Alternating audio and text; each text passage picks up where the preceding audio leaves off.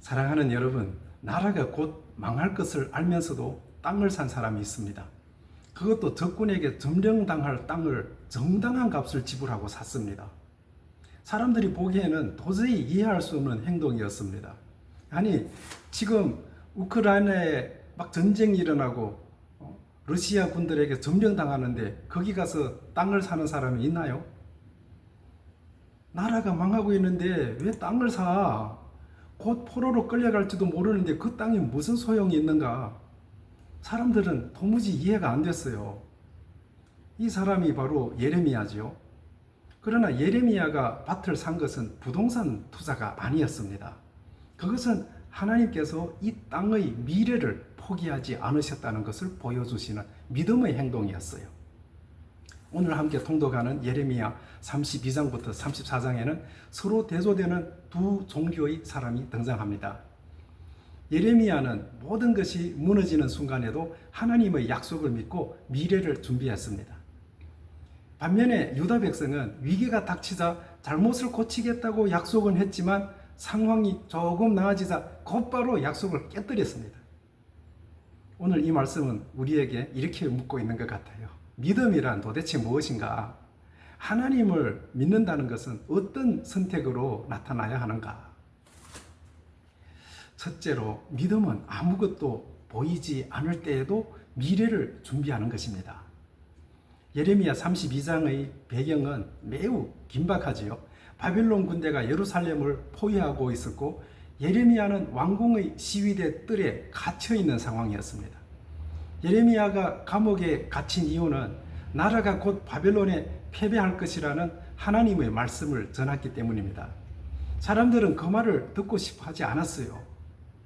그런데 바로 그때 예레미야의 사촌 하나멜이 찾아와 말합니다. 아나돗에 내 밭이 있는데 나의 밭을 사라. 지금 아나돗은 바벨론 군대가 이미 장악한 지역이었어요. 돈을 주고 사더라도 들어가 볼 수도 없는 땅이었지요. 내일이면 나라 전체가 무너질 수 있는데 땅을 산다는 것은 경제적으로 아무런 가치가 없어 보였습니다. 그런데 하나님께서는 예레미야에게 그 밭을 사라고 하셨어요. 예레미야는 은 17세겔을 달아주고 정식으로 계약서까지 작성했습니다. 그리고 증인을 세우고 계약서에 서명을 한 뒤 봉인한 계약서를 토기에 담아서 오랫동안 보관하도록 했습니다. 그리고 하나님께서는 말씀하십니다. 이 땅에서 사람들이 다시 집과 밭과 포도원을 사게 될 것이다 라고 말씀하셨습니다. 아직 성은 무너지지 않았지만 멸망은 이미 시작되고 있었습니다. 그런 상황에서 하나님께서는 예레미야에게 미래의 증거를 남기게 하셨습니다. 그 반문서는 단순한 부동산 계약서가 아니었습니다. 하나님께서 이 땅을 포기하지 않으셨다는 희망의 증서였지요. 믿음은 형편이 좋아질 때까지 아무것도 하지 않고 기다리는 것이 아닙니다. 아직 보이지 않는 미래를 믿으면서 오늘 해야 할 일을 시작하는 것입니다. 농부는 당장 열매가 보이지 않아도 씨앗을 심잖아요. 부모도 자녀가 당장 달라지지 않아도 계속 사랑하면서 바른 길로 가르칩니다. 취업을 준비하는 청년은 결과가 보이지 않아도 배우고 훈련해야 합니다. 깨어진 관계를 회복하려는 사람도 상대방이 받아줄지 알 수 없어도 먼저 진심으로 사과해야 합니다. 우리에게도 사야 할 아나돗의 밭이 있는 것 같습니다. 아무 소용이 없어 보이지만 하나님의 미래를 믿기 때문에 오늘 시작해야 할 일이 있을 것입니다. 다만 이 말씀을 무리한 투자나 준비 없는 도전을 정당화하는 데 사용해서는 안 됩니다. 예레미야가 밭을 산 것은 욕심에서 나온 투자가 아니었습니다. 하나님의 특별한 명령에 순종한 상징적인 행동이었지요. 믿음은 현실을 계산하지 않는 무모한 것이 아닙니다. 현실을 정확하게 보면서도 절망이 나의 모든 선택을 결정하지 못하게 하는 것이에요. 둘째, 기도는 우리가 보지 못하는 더 큰 현실을 보게 합니다. 밭을 산 예레미야도 아무런 갈등이 없었던 것은 아닙니다. 그는 계약서를 마친 후에 하나님께 기도합니다. 주께서 큰 능력으로 하늘과 땅을 지셨으니 주께서 하실 수 없는 일은 없습니다 라고 기도합니다. 그러면서 또 예레미야는 또 이렇게 묻습니다. 그런데 하나님, 성은 지금 바벨론의 손에 넘어가고 있습니다. 어째서 이런 상황에서 저에게 밭을 사라고 하셨습니까?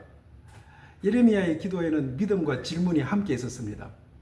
그는 믿기 때문에 질문하지 않은 것이 아닙니다. 믿었기 때문에 이해하지 않는 현실을 가지고 하나님 앞으로 나아갔습니다.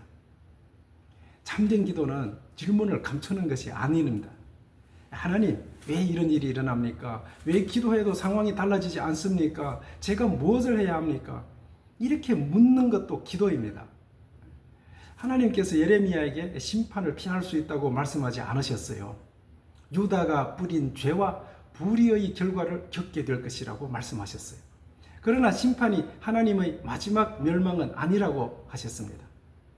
하나님께서는 흩어진 백성들을 다시 모으시고 안전하게 살게 하며 한 마음과 한 길을 주시겠다고 약속을 하셨습니다. 예레미야 33장에서는 사람이 살지 않을 것처럼 무너진 거리에서 다시 기쁨의 소리가 들릴 것이라고 말씀하십니다. 신랑과 신부의 소리가 들리고 감사하며 하나님을 찬양하는 소리가 다시 들리게 될 것이라고 약속하십니다. 기도는 현실을 없애는 마술이 아닙니다. 기도는 눈앞의 현실보다 하나님의 약속이 더 크다는 것을 발견하는 시간입니다. 우리 눈에는 폐허만 보이지만 하나님 것에는 그곳에서 다시 들려올 기쁨의 소리까지 보고 계시는 것이지요. 예레미야 33장에는 다윗에게서 한 의로운 가지가 나와 정의와 공의를 행할 것이라는 약속도 나옵니다. 이 약속은 예수 그리스도 안에서 성취되었습니다. 예수님께서 무너진 인간을 구원하기 위해 멀리서 희망을 말씀하지 않으셨지요. 우리의 죄와 죽음 속으로 직접 들어오셨고 십자가에서 자신의 생명을 내어주셨습니다. 예레미야가 값을 지불하고 밭을 샀듯이 예수님께서는 자신의 피로 죄에 사로잡힌 우리를 구속하신 것입니다. 십자가는 하나님께서 우리를 포기하지 않으셨다는 증거입니다. 그리고 부활은 하나님께서 약속하신 새로운 미래가 이미 시작되었다는 증거입니다. 셋째로, 참된 회개는 위기에서 지나간 뒤에 드러납니다. 예레미야 34장에는 밭을 산 예레미야의 믿음과 정반대되는 모습이 나옵니다. 바벨론 군대가 예루살렘을 포위하자 시드기야 왕과 유다 백성은 하나님 앞에서 한 가지 약속을 합니다. 노예로 부리던 히브리인들을 풀어주기로 한 것입니다. 하나님께서는 오래전부터 같은 민족을 영원한 노예로 삼지 말라고 명령하셨어요. 그러나 백성들은 그 말씀을 지키지 않았습니다. 나라가 멸망할 위기에 놓이자 그들은 뒤늦게야 종들을 풀어주었습니다. 잘못을 바로잡고 하나님께 돌아가는 것처럼 보였지요. 그런데 바벨론 군대가 잠시 물러가자 그들의 태도가 또 완전히 달라졌습니다.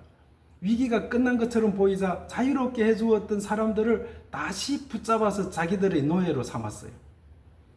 그들의 회개는 사람을 살리기 위한 회개가 아니었다라는 것이죠. 위기에서 벗어나기 위해 잠시 하나님과 거래한 것이었습니다. 우리도 위기를 만나면 많은 약속을 하지요. 몸이 아프면 건강을 회복한 뒤에는 다르게 삶을 살겠다고 기도합니다. 가정이 무너지려 하면 앞으로 가족에게 잘하겠다고 약속을 합니다. 경제적인 어려움을 만나면 욕심을 버리고 정직하게 살겠다고 다짐을 하지요. 교회나 조직에 문제가 생기면 다시는 같은 잘못을 반복하지 않겠다고 선언을 합니다. 그러나 위기가 지나가면 우리는 다시 이전의 모습으로 돌아갈 때가 많습니다. 아플 때 드렸던 기도를 잊어버리고 미안하다고 했던 사람에게 또다시 같은 상처를 줍니다. 잘못된 제도를 고치겠다고 약속했지만 사람들의 관심이 사라지면 개혁도 멈춰버립니다. 회개의 진실성은 눈물 흘릴 때보다 상황이 좋아진 뒤에 드러나는 것입니다. 아무도 감사하지 않아도 약속을 지키고 더 이상 급하지 않아도 선한 일을 계속하며 다시 힘을 갖게 되었을 때도 약한 사람을 억압하지 않는 것이 참된 회개입니다. 하나님께서 히브리인 노예의 문제를 중요하게 여기신 이유가 있습니다. 하나님께서는 이스라엘을 이집트의 노예 생활에서 해방하신 분입니다. 자유를 선물로 받은 사람들이 다른 사람의 자유를 빼앗는 것은 하나님의 은혜를 거스르는 일이었습니다. 복음은 나만 자유롭게 되는 소식이 아니지요. 하나님께 용서받은 사람이 다른 사람을 억압하지 않고 은혜로 자유를 얻은 사람이 다른 사람도 자유롭게 살아가도록 돕는 것입니다. 가정에서는 사랑이라는 이름으로 자녀나 배우자를 통제할 수 있어요. 직장에서는 지위와 권한을 이용해서 약한 사람에게 부당한 일을 요구할 수가 있습니다. 교회에서도 믿음과 순종이라는 말을 사용해서 누군가의 양심과 자유를 억압할 수 있습니다.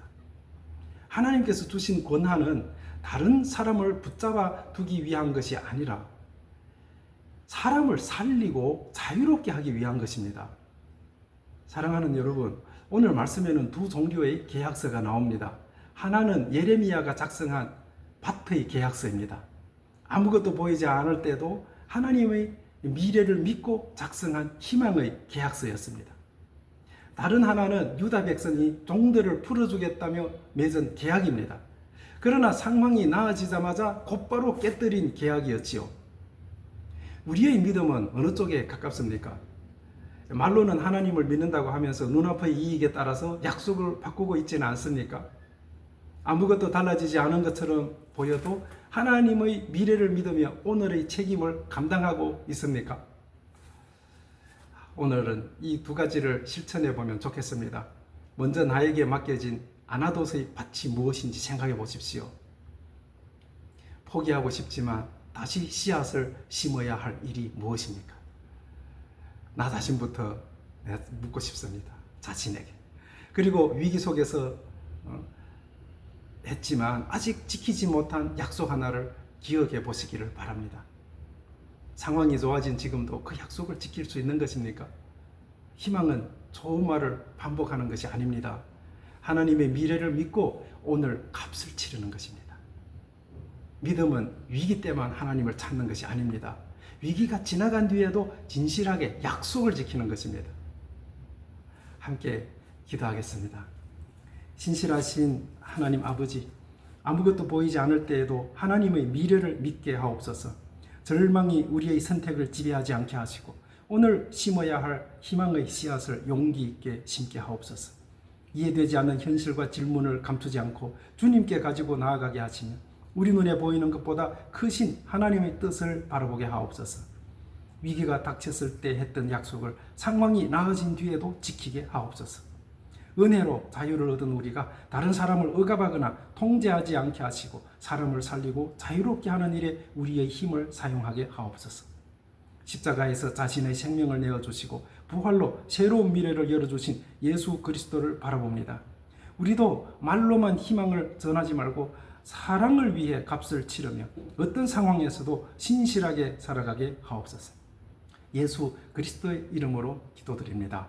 아멘.